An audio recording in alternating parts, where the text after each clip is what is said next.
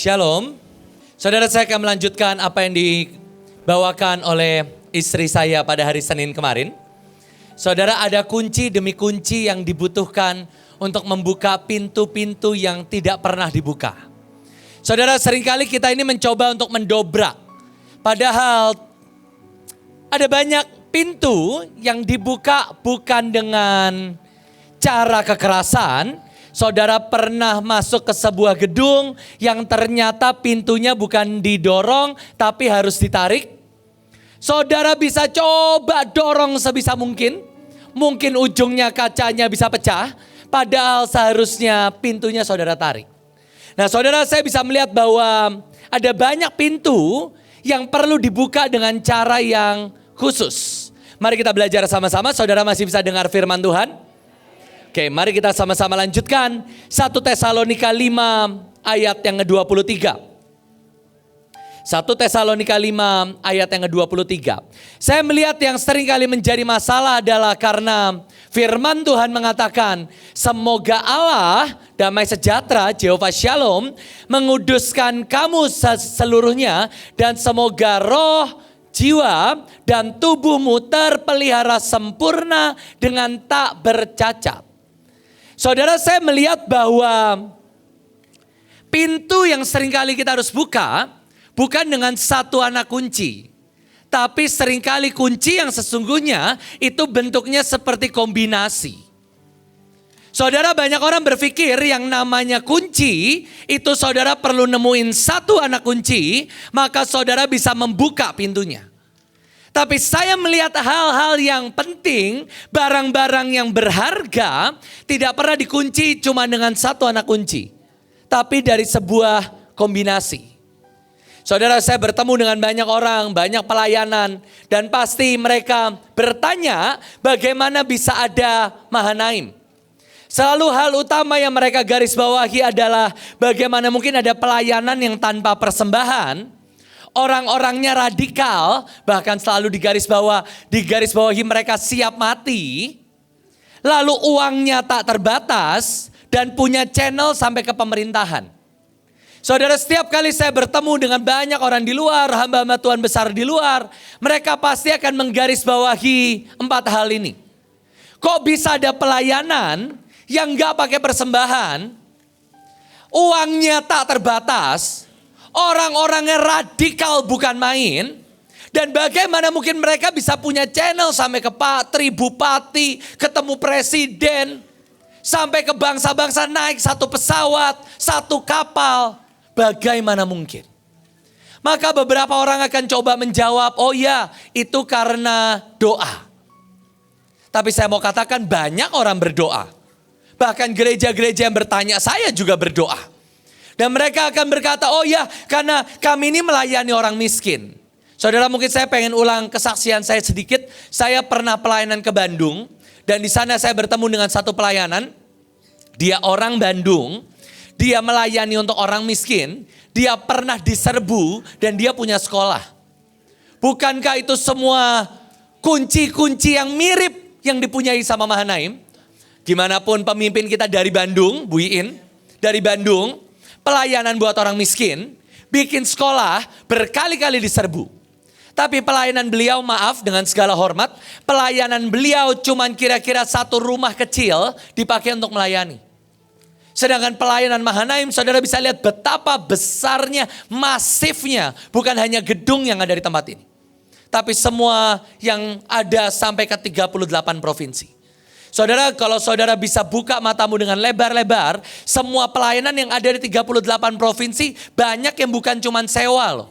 Mereka sampai beli, termasuk yang saya tahu ada Pakasan, sampai beli tempatnya. Artinya aset dari pasukan Mahanaim itu sebesar apa, saudara? Dan kita akan mulai berkata, oh ya, karena mungkin ada meterai, ada sumpah. Maaf dengan segala hormat sekali lagi. Berapa banyak pasukan kita yang di daerah mencoba mengcopy paste semua yang ada di Mahanaim. Apakah mereka sebesar Mahanaim? Belum atau enggak. Mereka bisa samai apa? Cara doanya. Maaf, saya bertemu dengan WL yang mengcopy persis cara doanya Pak Leo. Persis. Sampai bawa gitar di depan mimbar. Supaya apa? Jadi Pak Leo. Hadirat Tuhannya. Sampai gaya-gayanya, sampai teriak-teriaknya dimiripin, dipersisin. Saya pernah bertemu dengan hamba-hamba Tuhan yang khotbahnya dimirip-miripin sama hamba Tuhan di Mahanaim. Galak-galaknya dimiripin, saudara. Nembak-nembak orangnya dimiripin. Apakah dia diberkati seperti orang Mahanaim? Enggak. Kenapa? Karena ini kombinasi, saudara. Saudara, banyak orang merasa kalau kau tahu satu kunci, misalnya anak penari tahu, oh saya tahu kunci dari Bunike. Saudara belum tentu bisa berhasil. Karena itu sebuah kombinasi. Roh, jiwa, tubuhmu terpelihara sempurna. Saya mau kesaksian sedikit selama 2 tahun terakhir. Saudara tahu semua ceritanya. Saya dipercaya Mall GWR. Dan selama 2 tahun saya tahu secara roh saya berdoa di sana. Secara roh saya terima berkat, terima benih. Secara tubuh saya pergi ke sana loh saudara. Kita punya ruang kebaktian yang besarnya mungkin hampir 1,5 kali lipat dari ARK. Hampir lebih besar. Saya punya tempat tidur. Kami punya 2 apartemen secara tubuh di Tangerang. Di jaraknya 1 penthouse, artinya tinggal jalan kaki. Satunya cuma sekitar 5 menit, 10 menit sampai ke GWR. Secara roh kita doa, doling, perang, apalagi isi cawan lengkap semua. Secara tubuh kita tidur di sana, bikin tempat kebaktian, rapat, semua kita lakuin. Tapi saya sadar ada satu kombinasi yang gak pernah jalan. Di sini di jiwa saya itu gak pernah on. Setiap kali orang nanya, Pak gimana Pak GWR? Satu jawaban kalau saudara pernah ketemu saya, saudara pasti pernah dengar cerita ini. Iya GWR itu semua dimulai dari tim struktur itu loh. Ingat gak kita tim struktur? Ingat Pak. Wah hari itu ujian terakhir kita dari tim struktur. Kita semua dibilang oke, kita akan menduduki mall. Pak Joshua mau ambil apa? Saya ruang kebaktian Bu. Kamu apa? Saya restorannya. Kamu apa? Oh saya ininya, saya ininya. Begitu nyemplung cuman saya, mereka gak jadi. Itu cerita yang saya ceritakan ke semua orang. Saya ini di Tangerang ditinggal sama semua orang. Begitu saya bikin GWR, Pak Mul bikin gereja, Pak Kasan bikin gereja. Terus saya pikir ini saya gimana sekarang ketinggalan sendiri. Dan itu jawaban yang sama yang saya ceritakan ke semua orang. Selama 2 tahun ruang kebaktiannya ada. Duitnya puji Tuhan ada. Sampai mungkin sekitar 2 bulan yang lalu saya ditelepon lagi sama owner dari GWR. Dan saya percaya itu Tuhan saudara. Saya pikir ya udahlah Tuhan, minimal saya ini gak kepahitan lah Tuhan. Saudara pengeluaran GWR itu puluhan juta setiap bulan. Dan orang Mahanaim datang ke sana, sering sekali saudara ya. Puji Tuhan ya. Setahun sekali minimal ya bantuannya. Padahal tim struktur itu 300 orang terakhir kumpul saudara. Nah hari itu saudara, saya ditelepon sama owner dan bilang, Pak, Bapak jadinya kapan mau take over dan bantuin seluruh mallnya. Dan saya tuh cuma gini Tuhan, di hadapan Tuhan saya yang salah Tuhan. Saya tahu bukan tentang rohnya kurang, tubuhnya kurang, Mahanaimnya kurang. Bukan Tuhan. Aku ini gak kena. Aku ini marah Tuhan. Aku ini kecewa Tuhan. Aku ini kena TPU Tuhan. Merasa ditinggal, merasa sendiri. Aku yang salah Tuhan. Saya bilang ke owner, ya Bu, kita minggu depan rapat lah Bu. Kita minggu depan ketemu, kita minggu depan rapat. Singkat cerita, saya ini jujur memaksa lah, saya memaksa, saudara kenal saya lah. Saya coba paksa diri saya pemetaan, saya tanya beberapa orang, kita ini salahnya di mana dari mall ini secara mall ya. Benar-benar mallnya. Secara mallnya oke, ada desain, ada ini yang salah. Singkat cerita kami rapat dan sekali rapat saya presentasi, saya nggak pakai PowerPoint, saya nggak ngeprint karena buat saya bahkan nggak yakin presentasi saya ini bagus. Jadi saya cuma ngomong Pak, kalau saya jadi pemimpin di tempat ini, saya akan ngelakuin ini. Saya ngoceh 5 menit, 10 menit, saya dibawa ke suaminya, kami sembari makan, saya diajak cerita. Selesai, oh sebentar Pak, kita harus balik ke kantor. Jadi kita selesai dari tempat makan, balik ke kantor. Di kantor saya presentasi sekali lagi, 3 kali saya ngomong. 3 kali saya ngomong tanpa PPT, tanpa persiapan apapun. Tapi saya tahu itu satu kombinasi klek di jiwa saya. Saudara tahu dalam berapa? 1 jam mungkin saya 3 kali presentasi. Langsung si ownernya ini, suaminya ya yang biasa telepon saya istrinya. Suaminya langsung bilang, oke. Betul, semua yang kamu bilang itu betul. Mulai sekarang kamu jadi pemimpin atas mall ini. Kamu mau jabatan apa? Oke, bikin. Dia ngomong ke manajemen yang paling atas. Bikin, sekarang dia direktur dari mall ini. Jadi jelek-jelek ini direktur saudara.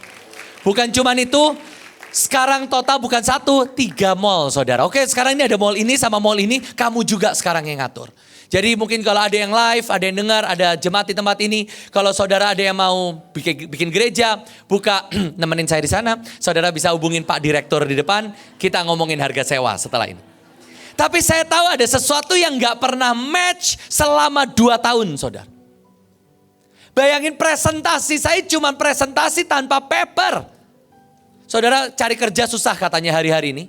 Saya presentasi gak pakai paper, saya pakai baju biasa. Saya jadi direktur saudara.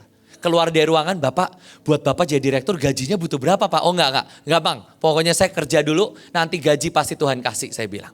Tapi saya sungguh melihat saudara banyak saya ketemu orang. Dia cari kerja susah. Dipercaya orang susah. Sedangkan saya tinggal pencet kombinasinya jadi direktur. Saya direktur dari 3 mall saudara. Dari 3 mall. Saya mau ajak kita belajar sama-sama Keluaran 3 ayat 1-4. Saya berharap saudara masih punya kekuatan untuk belajar. Ini menurut saya cerita yang tepat sekali untuk menjelaskan tentang saudara perlu kombinasi yang tepat. Ini cerita tentang Musa saat dia bertemu dengan semak yang terbakar. Firman Tuhan mengatakan, adapun Musa, yuk sama-sama membaca yang di garis bawah. Ia biasa menggembalakan. Jadi Musa ini biasa kerja. Betul? Dia gak pernah bolong. Dia memang kerja sama mertuanya. Dia memang rutin, dia bawa domba-dombanya. Dia seorang jenderal, dia seorang panglima, dia seorang anak raja. Tapi setelah dia pindah ke Midian, dia biasa kerja. Meskipun kerjanya paling gampang, kerjanya paling rendah. Oke? Dia kerja dan dia biasa. Dan dia bisa dipercaya. Next, yang di underline lagi. Lalu ia melihat ada semak duri yang menyala dan ia nyimpang ke sana. Menurut saya secara jiwa dia gak takut ada sesuatu. Dia lihat ada semak yang terbakar. Menurut saya api Tuhan itu bukan api korek ya. Api raksasa, dia gak takut. Tiba-tiba inisiatif seorang panglima, inisiatif seorang jenderal, aku harus datang. Aku harus ngecek ini bahaya gak? Setelah dia datang dikatakan firman Tuhan, ketika dilihat Tuhan dan Tuhan berseru, ia menjawab, ya Allah. Yang ketiga, Musa tahu kalau itu Tuhan. Sekarang saya coba urutannya ini gak sama. 1, Musa ini pemalas. Tuhan datang di semak terbakar, dia lagi gak tugas. Ketiduran kesiangan, gak ketemu. Saudara nanggap? 2, dia pengecut. Dia bawa domba, ada api kabur ngibrit. Aduh, udah kabur lah, pura-pura gak tahu. Pokoknya bukan saya yang bakar, bukan. Atau ketiga, dipanggil Musa, dia gak tahu kalau itu Allah. Ini setan, kabur. Maka Musa tidak akan pernah dipilih untuk membebaskan bangsa Israel. Tapi ada sebuah urutan, ada sebuah kombinasi yang lengkap, yang bisa membuat Musa menjadi sangat ilahi, sangat supranatural, mendapat semua janji Tuhan. Saudara, ini menjadi kasus, menjadi hal yang kita bahas bertahun-tahun dimaknai. Kenapa kesenjangan sosial ini makin lama makin jauh? Ada orang yang bisa sampai membiayai ratusan juta miliar, sedangkan ada beberapa orang yang bayar uang kos saja gak bisa. Saudara, saya punya satu kesaksian, saya tanya ke sekretaris saya ya. Hari itu singkat cerita, dia lulus sekolah dan saya putuskan untuk mengkuliahkan. Salah satu program dari Rock. Kita kuliahin, kita beasiswakan. Tapi selama dia kuliah, dia ini sebenarnya angot-angotan saudara. Males-malesan. Sampai singkat cerita masuk ke COVID, kuliahnya di Jakarta, online, semuanya lebih ribet, makin males lah anak ini saudara. Dan saya lihat secara tubuh, duitnya dia gak kurang. Secara roh, mulai dari 7 sumpah, naik kapal, naik pesawat, ikut semua dia saudara. Tapi memang kuliah tuh gak niat. Sampai suatu kali, saudara bisa bayangkan ya, ini cuman satu jentik aja. Suatu kali di tengah kebaktian, Tuhan mengingatkan, nak, kamu tahu nggak sekeluargamu semua kuliah, tapi nggak ada yang lulus S1. Mamahmu kuliah, berhenti di tengah jalan, kakakmu semua kuliah, berhenti tengah jalan. Kamu nggak mau putusin kutuknya, tah. Ini waktu TPU awal tahun. Dan dalam sekejap, dia semangat kuliah, dan sekarang tahun depan lulus, saudara. Tiba-tiba, dalam sekejap, 7 sumpah udah, meterai udah. Ditubuh duit gak pernah kurang. Butuh biaya ke Jakarta ada. Tapi ada kombinasi yang memang gak pernah tepat. Dan saudara-saudara ini pengen hidupmu diberkati. Dan saudara cuma mau pencet kode. Kalau kodenya ada 4 digitnya. Saudara mencet sampai 2. Pak ini bener loh Pak, ini ilahi loh Pak. 99 loh Pak. Tapi saudara gak pernah pencet 2 tombol lainnya. Bisa kebuka gak? Coba lihat handphonemu kan semua kodenya pattern ya. Nggak ada yang pakai anak kunci kan handphonenya. Saudara harus pencet berapa? 6 digit, ada yang 4. Ada yang mungkin pakai pola ya kalau Android. Itu harus membuat sebuah kombinasi yang exactly tepat. Sehingga itu terbuka. Next, Ayub. Saya cepat sedikit. Ayub 42 ayat 7. Sama. Ayub ini dari seorang yang kaya. Dimiskinkan, Tuhan pulihkan berkali-kali lipat. Kuncinya di mana? Pertama firman. Tuhan berfirman, roh. Ayub bisa dengar. Ayub bisa dengar Tuhan, roh. Dia nggak deny. Tuhan memulihkan keadaan Ayub setelah ia meminta doa. Menurut saya jiwanya mengampuni. Dia selama 40 pasal loh, disalah-salahin sama teman-temannya. Selama 40 pasal loh, kamu si Ayub yang salah. Cek, jangan-jangan kamu yang berdusta di hadapan Tuhan.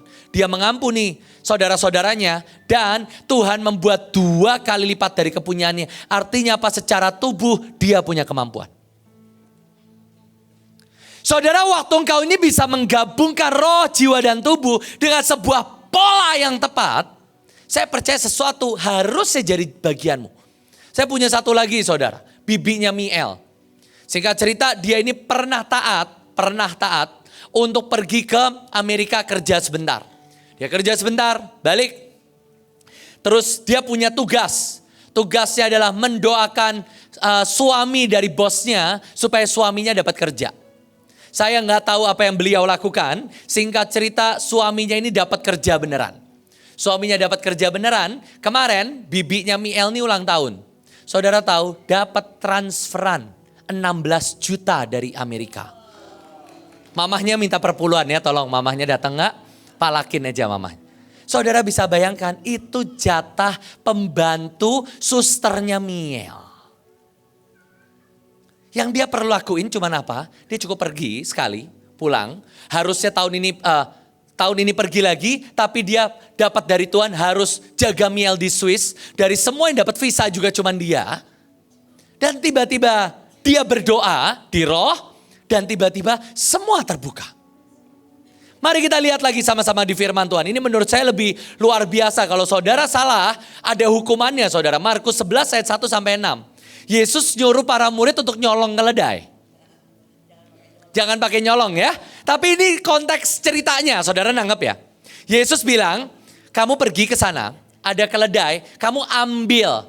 Kalau ketahuan, bilang Yesus pinjam. Kalau ketahuan, firmannya gitu loh. Yesus menyuruh pergilah ke kampung yang di depanmu. Pada waktu kamu masuk, kamu akan segera menemukan keledai. Lepaskan dan bawa kemari. Jika ada.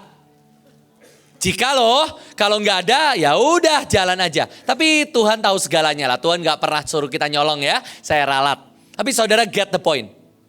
Firman Tuhan mengatakan, kamu pergi untuk that specific house. Ada keledainya yang spesifik, keledainya di situ, diikatnya di luar, nggak dalam kandang, ada pokoknya. Kamu ambil. Singkat cerita, para muridnya pergi, dia menemukan keledainya di pinggir jalan, kata firman Tuhan. Dia lepasin dan puji Tuhan ada yang nanya dan dia jawab seperti apa yang dikatakan Yesus. Saudara, buat saya, kalau saudara tidak melakukan pada ordernya, ya saudara bisa lihat ya, di pinggir jalan keledainya ini diikat. Kalau dia nggak melakukan sesuai urutannya, 1, dia kena pidana. Wah, oke, perginya nggak usah sekarang lah. Kita tunda 10 menit lagi. Waktu pergi, orangnya nggak ada. Dia bawa. Orangnya pas lihat nyolong. Ketangkep, Yesus kena kasus pidana. Nggak lucu sama sekali.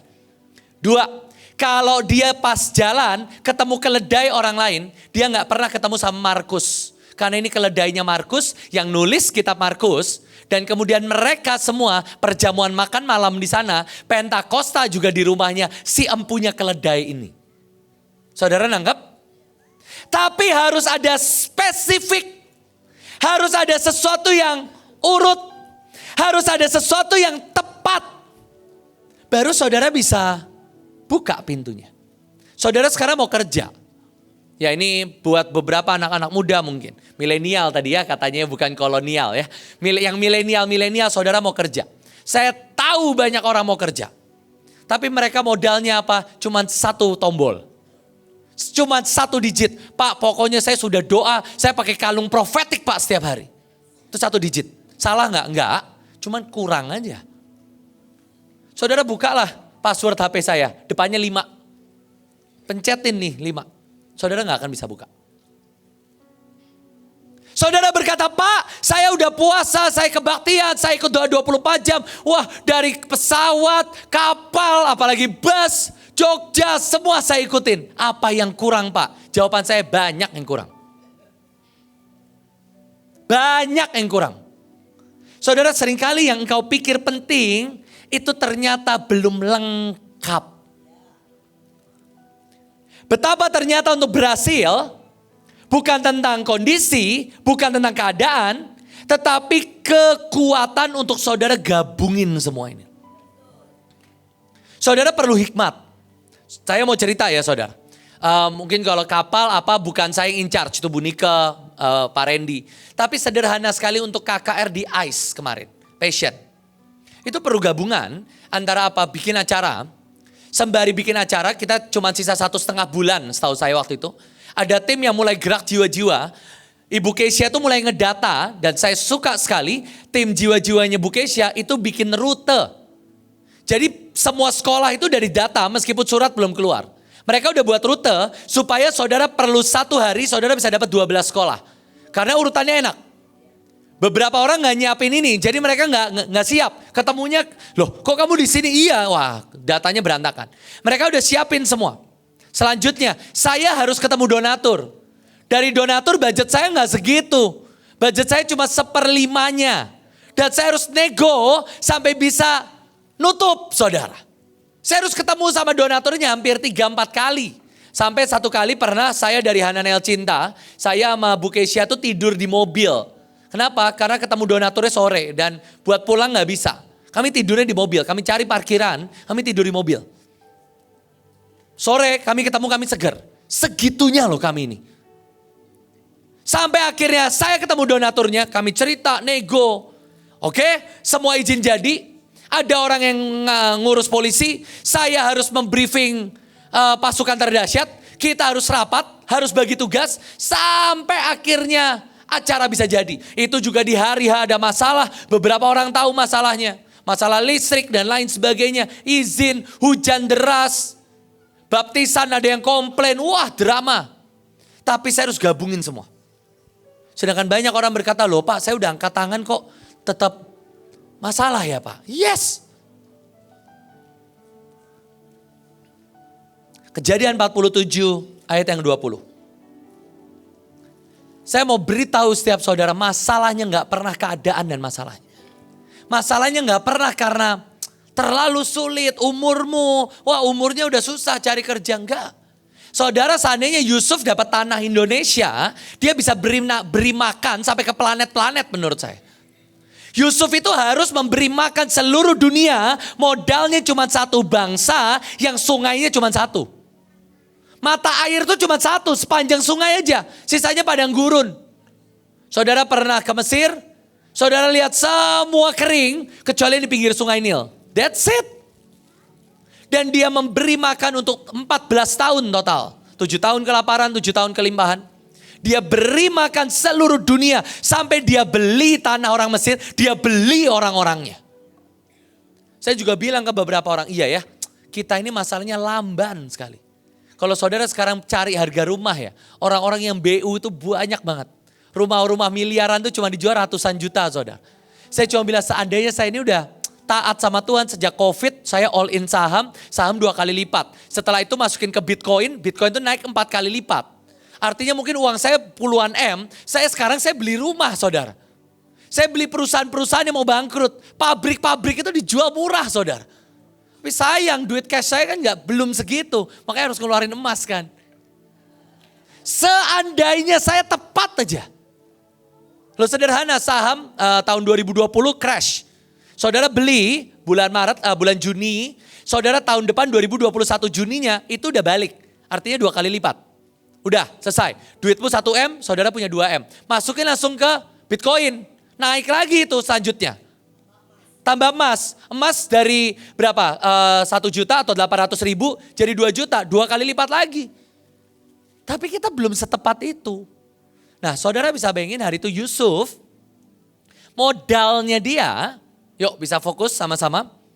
Modal Yusuf cuman satu bangsa penuh dengan padang gurun. Cuman ada satu sungai yang subur cuman kiri kanannya. Selesai. Cuman itu modal bagi Yusuf untuk memberi makan dan membeli seluruh dunia. Sekarang alasanmu apa saudara? Wah apa masalahnya saya ini keluarga miskin. Yusuf itu keluaran penjara. Yusuf itu keluaran penjara. Dia gak bisa bawa nama orang tuanya, udah dibuang, diusir. Dia keluaran penjara saudara. Gak sekolah. Tapi dia menggabungkan antara hikmat dari Tuhan. Dia menggabungkan hati yang mau mengampuni. Integritas. Dia gak bisa dibeli sama siapapun. Dan dia presentable. Begitu keluar dari penjara dia shave. Dia bersihin dirinya, dia mandi dulu. Baru ketemu Firaun. Langsung kerja. Doling dia. Dan langsung dia bikin silo. Dan dia bisa beri makan. Yosua. Modalnya yang dikasih Musa sama Yosua. Bukan tanah yang gampang. Dia dapat tempat di mana ada 31 raja di dalamnya. Saudara Abraham cuma mengalahkan 5 raja rekornya. Yosua mengalahkan 31 raja. Yosua dikasih sama Musa modalnya. Oh iya kamu punya jemaat berapa? 2 juta orang bangsa Israel. Mintain perpuluhan aja setiap hari. Kamu kaya raya pasti. Enggak. Dia modalnya sungai, the river of death. Dia modalnya Yeriko, tembok yang tak pernah terkalahkan. Dan 31 raja menunggu dia. Tapi firman Tuhan mengatakan, inilah raja negeri yang dikalahkan. Negeri yang dikalahkan ada raja negeri Yeriko 1, Ai 1, Betel 1, Yerusalem 1, Hebron 1, Tirza 1. Sampai semua jumlahnya 31. Saudara kalau engkau punya 31 raja yang mau membunuhmu, baru engkau bisa komplain sama Tuhan. Kalau engkau punya padang gurun di sekelilingmu, dan engkau cuma punya 1 mata air, baru engkau boleh komplain sama Tuhan. Selama engkau masih tinggal di Indonesia, yang saya selalu ceritakan, saya sisa makan pisang saya buang di depan rumah aja tumbuh jadi pohon pisang. Saudara gak bisa alasan. Selama yang membunuhmu bukan 31 raja dan 31 negara, gak usah komplain saudara. Gak usah komplain, kita aja yang males pencet nomornya. Kita aja yang gak sanggup menggabungkan. Kita aja yang belum bisa menyusun sampai sebuah kombinasi yang tepat. Saudara ada urutannya saudara. Pertama Yosua, dia ketemu dengan Tuhan. Dia minta strategi, oke kalau kita bisa mundurin dulu sebelumnya. Dia punya pengabdian. Jangan dibalik-balik ini urutannya. Dia perang dulu, kalah. Baru tanya Tuhan, gak bisa, ada urutannya. Dan semua urutan, semua kombinasi yang tepat. Baru saudara bisa melakukan yang Tuhan mau. Dan caranya gimana supaya saudara bisa gabungin semuanya ini. Tanpa kebetulan ini firman yang sama persis seperti yang Pak Min Jenderal katakan. 1 Yohanes 2 ayat 3 versi firman Allah yang hidup. Bagaimana kita dapat yakin bahwa kita adalah miliknya. Caranya ialah dengan melihat ke dalam diri sendiri apakah kita sungguh-sungguh berusaha melaksanakan kehendak Tuhan. Saudara salah satu ciri dari milik Tuhan. Kalau kau berkata, ya Pak saya pasukan terdahsyat. Oke, apa aja kriteria pasukan terdahsyat yang kau punya? Oh saya radikal Pak, saya siap tumenin muka-muka orang juga saya siap. Menurut saya itu bukan bukan cara pasukan terdahsyat. Saya nggak pernah lihat Bu In seperti itu. Saya nggak pernah lihat Pak Luki seperti itu. Oh Pak, iya Pak, saya pasukan terdahsyat. Meskipun saya miskin, saya tetap percaya. Saya nggak lihat itu menjadi ciri-ciri kita. Ciri-cirinya adalah apa? Engkau lihat ke dalam dirimu sendiri. Apakah engkau berusaha, engkau sungguh-sungguh berusaha melaksanakan kehendak Tuhan. Saudara, saya suka sekali saya jarangnya pakai versi-versi yang lain. Tapi waktu saya buka ini saya berkata betul. Poinnya Pak Yusak selalu mengatakan, banyak orang nanya gimana cara dengar suara Tuhan secara audible. Gimana caranya supaya kita bisa, hai anakku. Satu kok, apakah engkau sungguh-sungguh berusaha. Banyak orang doa 1 menit, 2 menit selesai. Tuhan gak jawab. Tapi apakah engkau sungguh berusaha untuk melakukan apa yang Tuhan mau. Dan engkau cuman taat.